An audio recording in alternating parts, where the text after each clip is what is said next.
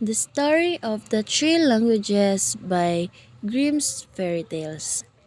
There is an old man living in Switzerland who was a child who is stupid and does not learn anything. His son will be sent to the three hands masters so he can learn. He sent his son to the first hands master. When the son returned, his father asked him what he had learned, and his son replied that he learned was what the dogs say when they bark. The father just said, "Lord, have mercy on us."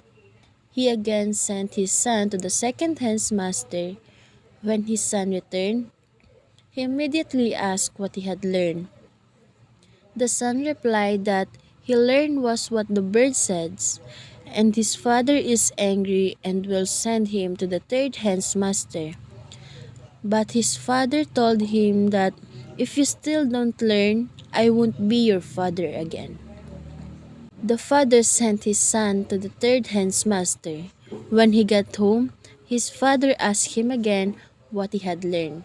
The son answered him that he learned what the frog says when they croaks. His father stood up because he was so angry. He called everyone and announced that he was rejecting his son and that he was ashamed of him.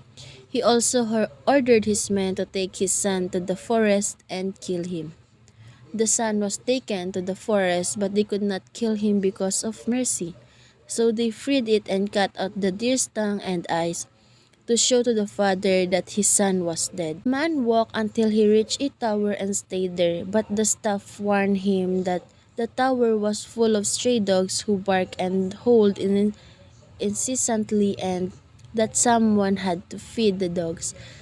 The boy continued to enter the tower because he believed that the wild dogs would not hurt him. When he stayed inside the castle, people were surprised that he got out of the tower alive, and he shared what he had learned about why the wild dogs were so noisy. Because they were bewitched and obliged to guard a great treasure that was below of the tower, and they could not rest until it was removed. The people were very surprised that he understood what the dog says. The king said that he would adopt him if he could remove the curse from the castle. After all, he already knew what to do. And it did the right thing, and when it was finished, there were no noisy dogs in the castle.